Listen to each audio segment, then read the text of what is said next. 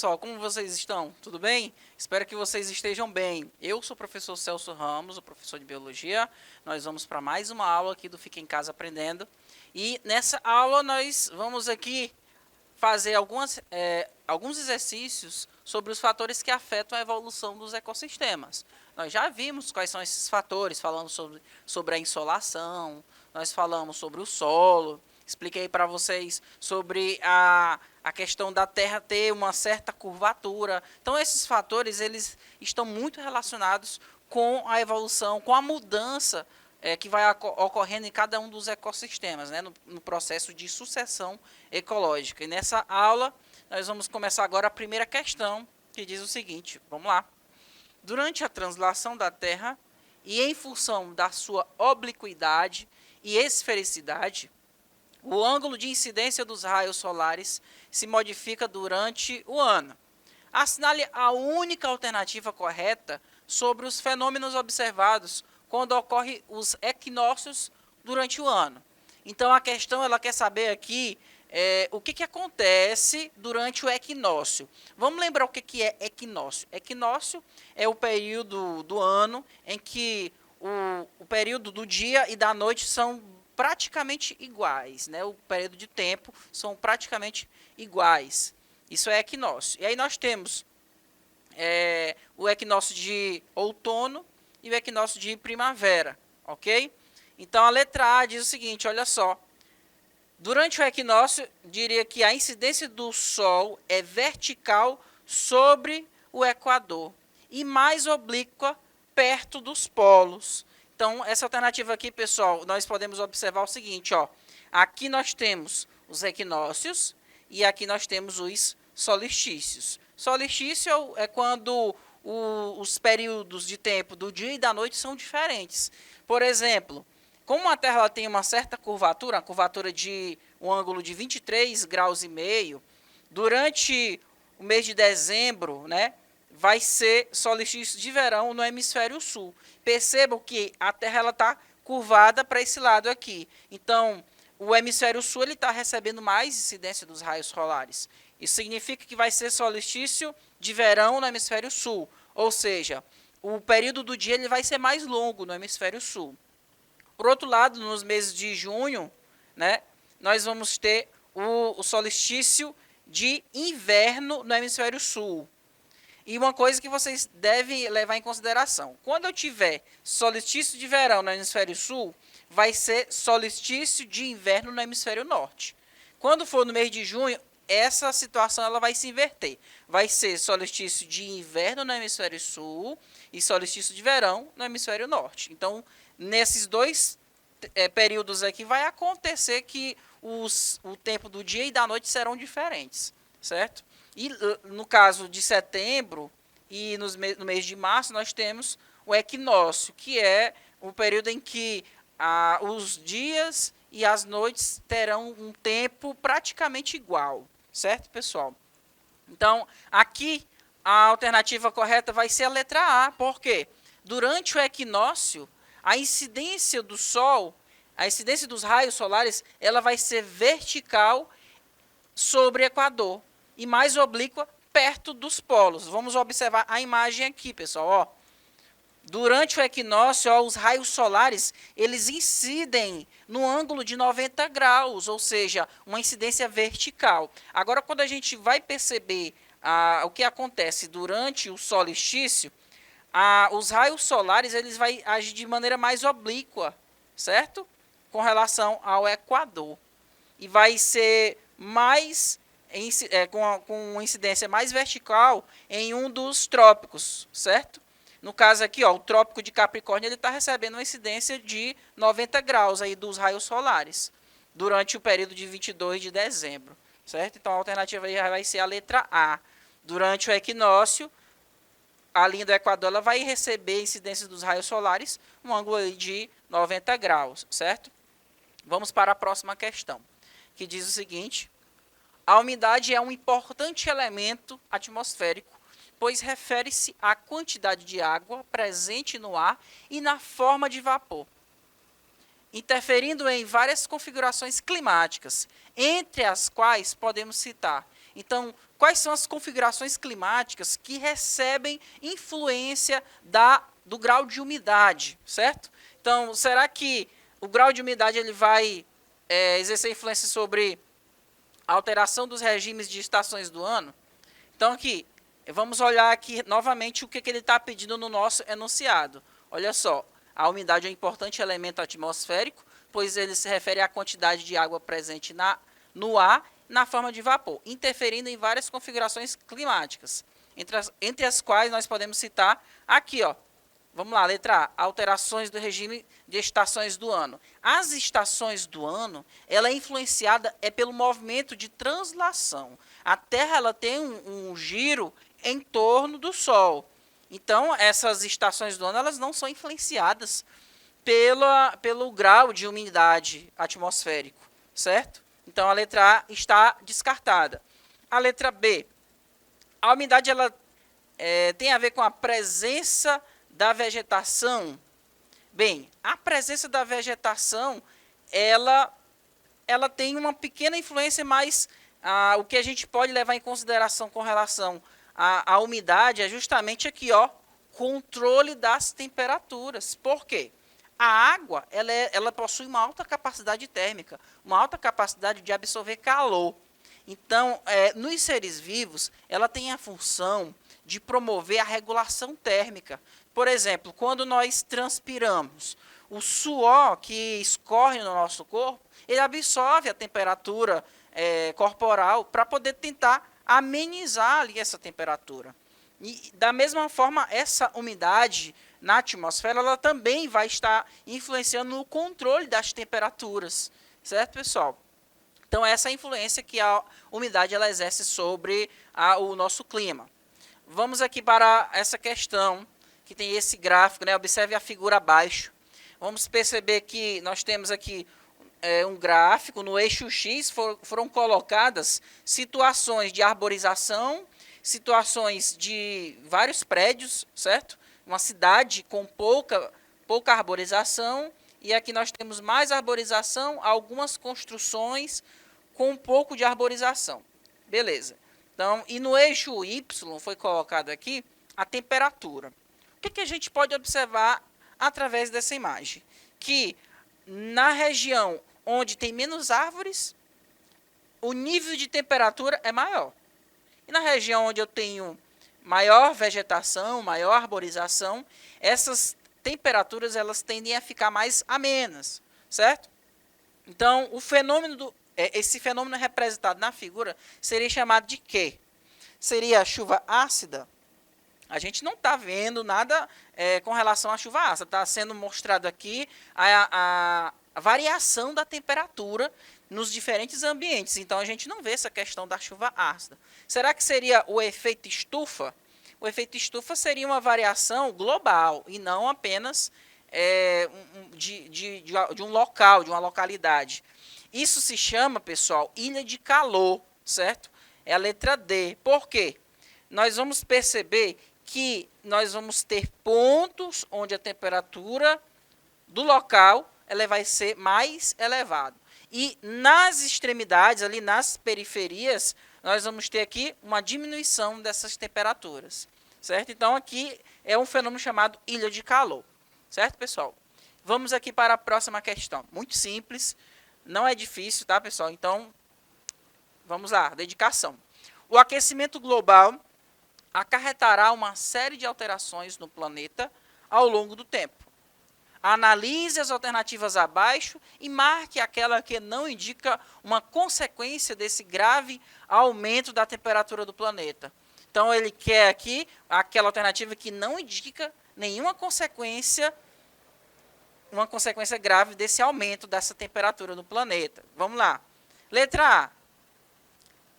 Derretimento das calotas polares.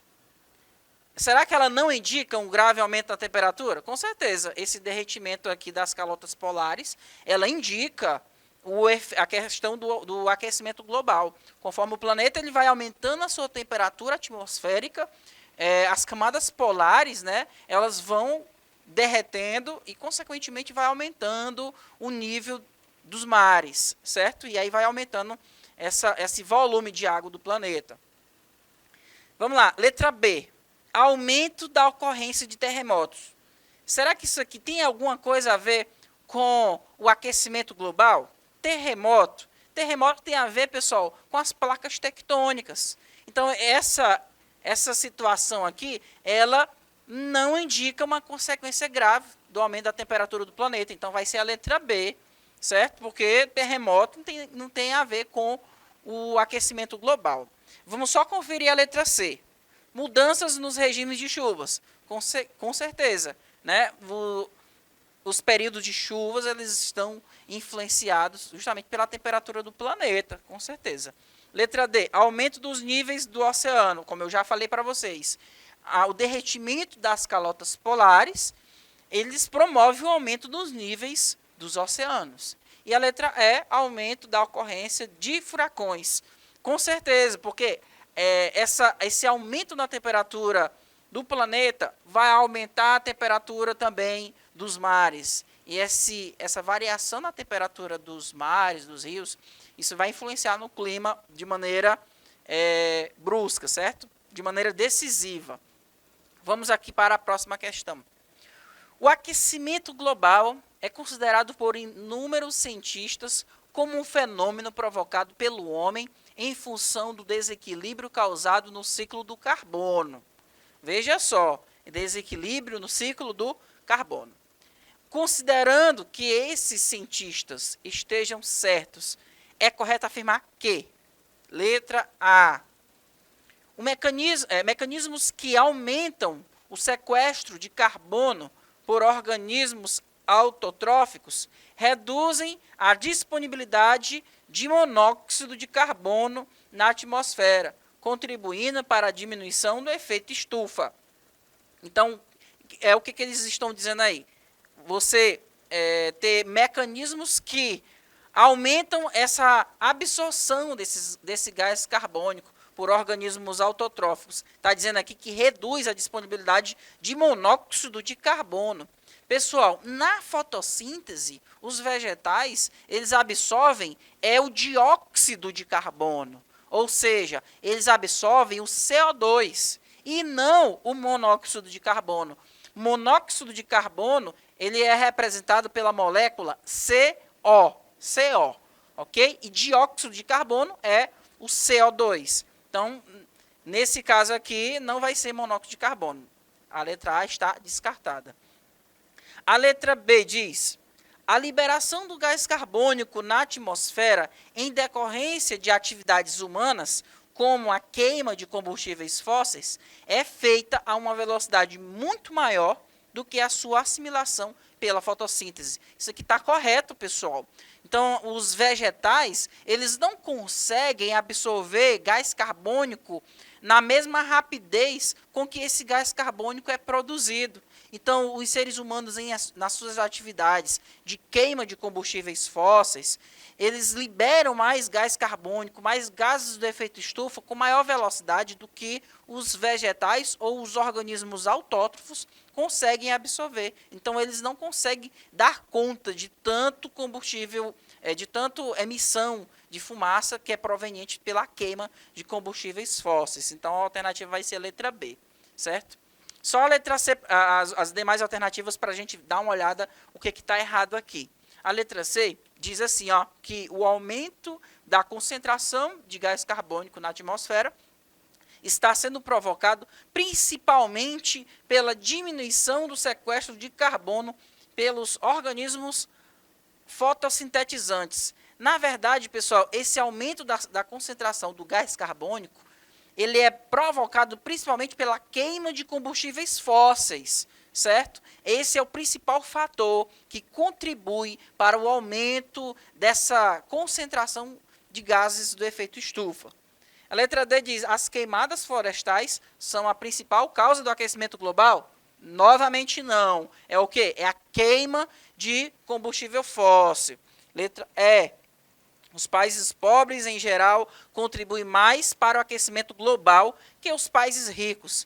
Assim, vamos analisar as atividades econômicas de quem é país pobre. Geralmente, país pobre, ele queima a madeira, principalmente para fazer plantações. Então, nós temos aí a poluição principal que é gerada pelos países pobres é a queima de vegetais, certo? E enquanto que nos países mais ricos nós temos um grande processo de industrialização, onde ocorre uma maior liberação de poluentes provenientes da queima de combustível fóssil. Então, os países pobres eles não contribuem com a maior parcela para o aquecimento global, e sim os países ricos, certo? São os países ricos que têm uma maior contribuição aí para o processo do aquecimento global. Vamos lembrar que quanto maior a quantidade de gases do efeito estufa sendo liberados na atmosfera, certo? Maior vai ser a contribuição para que o planeta tenha esse aquecimento na temperatura global. Vamos agora para a próxima questão, que diz o seguinte, olha, ó, no litoral sudeste, especialmente na região de Cabo Frio, Rio de Janeiro, ocorre, por vezes, um fenômeno interessante, que abaixa a temperatura da água do mar a até 14 graus Celsius nos meses de janeiro e fevereiro. Isso acontece devido ao vento que, no verão, sopra constantemente na direção nordeste. Assim, esse vento constante empurra as águas da superfície que haviam sofrido insolação e, portanto, estavam aquecidas, em torno de 26 graus Celsius, para o oceano aberto. Origina-se, então, uma lacuna de água junto à costa, que é preenchida por águas profundas, bem mais frias, que sobem e atingem a superfície. A ascensão das águas frias é chamada de ressurgência. Uma importância econômica do fenômeno apresentado reside no fato de que ele favorece o surgimento de quê? O que a ressurgência favorece? Pessoal, o que é ressurgência? Eu já até marquei aqui, ele vai favorecer o aparecimento de áreas de cardumes, certo? Beneficiando a pesca. Por que ela favorece isso aqui? O que é a ressurgência? Vamos imaginar aqui a seguinte situação. Nós temos aqui a superfície que está em constante contato ali com os ventos. Essa água inicialmente está quente, certo? Então, esse vento ele vai favorecer um resfriamento dessa água, que consequentemente ela vai, com a diminuição da sua temperatura, ela vai descer para o fundo por causa do maior aumento da sua densidade, porque quando a água está mais fria, a sua densidade fica maior, então ela vai descer. Nesse processo que a água desce, ela vai favorecer com que a água fria que está lá embaixo, ela vai ter a tendência de subir. Isso aqui a gente chama de ressurgência. E quando esse movimento, essa corrente de água fria, ela sobe até a superfície, ela vai trazer íons, ela vai trazer matéria orgânica, vai trazer muitos nutrientes que serão importantes para os indivíduos autótrofos que estão localizados aqui na superfície. Esses organismos autótrofos, em contato com a luz solar, eles vão conseguir promover mais fotossíntese, eles vão entrar em maior proliferação. E isso vai fazer com que cardumes imensos de peixes sejam atraídos até aquele local. Esses cardumes de peixes que são menores atraem peixes maiores. Consequentemente, eles vão atrair mamíferos aquáticos maiores, grandes peixes. Então, vai haver, pessoal, com a ressurgência, uma explosão populacional. Vai haver o quê? Áreas de cardume. Isso vai beneficiar muito a pesca, certo? Então, o mecanismo de ressurgência, ele tem essa grande importância, ele vai favorecer as atividades econômicas mesmo aí do ser humano. Aqui nós vemos uma característica muito importante na natureza, que está influencia bastante as atividades de pesca, as atividades econômicas. Então, viu como é importante a gente ter esses conhecimentos, até mesmo para a gente saber como que a gente pode explorar o meio ambiente de forma sustentável. Então, eu peço a vocês que continuem aprendendo conosco. Aguardo todos na próxima aula. Tchau, tchau.